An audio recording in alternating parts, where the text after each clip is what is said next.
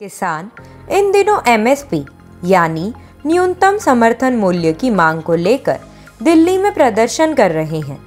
इसको देखते हुए दिल्ली, हरियाणा और पंजाब के बॉर्डर को सीज कर दिया गया है। साथ ही आने जाने वाली हर एक गाड़ी की चेकिंग जारी है। हालांकि इससे पहले भी किसान अपनी मांगों को लेकर आंदोलन कर चुके हैं। पर आपको पता है आखिर ये एमएसपी होता क्या है और इसे सरकार कैसे तय करती है? अगर नहीं तो चलिए यहाँ पूरे विस्तार से एमएसपी के बारे में जान लेते हैं।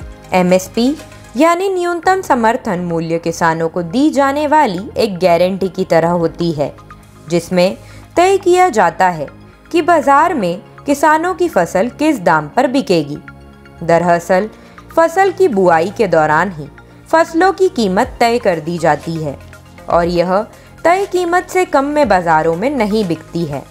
एमएसपी तय होने के बाद बाजार में फसलों की कीमत गिरने के बाद भी सरकार किसानों को तय कीमत पर ही फसलें खरीदती है।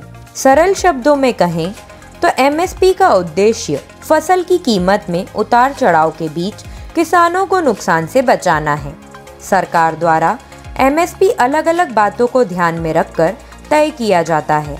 इसे कृषि लागत और मूल्य आयोग की सिफारिशों पर तय किया जाता है। एमएसपी तय करने के लिए सरकार फसल के लिए उत्पाद की लागत, बाजार में इसकी कीमत, मांग और आपूर्ति की स्थितियां आदि को देखती है। इसके अलावा जिले, राष्ट्रीय और अंतर्राष्ट्रीय स्तर की स्थितियों के बारे में जानने के बाद ही एमएसपी तय किया जाता है। कृषि मंत्रालय खरीफ और रबी फसल सहित अन्य सीजन के कमर्शियल फसलों पर भी एमएसपी लागू करता है। वर्तमान में 23 फसलों पर एमएसपी लागू की गई है। इनमें 7 अनाज जैसे ज्वार, बाजरा, मक्का, गेहूं, धान, जौ और रागी शामिल हैं। साथ ही 5 दाल, मूंग, अरहर, चना, उड़द और मसूर के अलावा 7 तिलहन भी आते हैं। इनमें सोयाबीन, कुसुम, तिल, सूरजमुखी, मूंगफली, तौरिया, सरसों और नाइजर बीज होते हैं। यही नहीं, इन फसलों की लिस्ट में 4 कमर्शियल फसलें कपास, खोपरा, गन्ना और कच्चा जूट भी शामिल है। अगर आपको एमएसपी से जुड़े कुछ सवाल हैं तो आप हमें कमेंट बॉक्स में ज़रूर बताएं। हम आप तक सही जानकारी पहुंचाने का प्रयास करते रहेंगे। अगर आपको वीडियो अच्छी लगी है तो इसे शेयर करना न भूलें।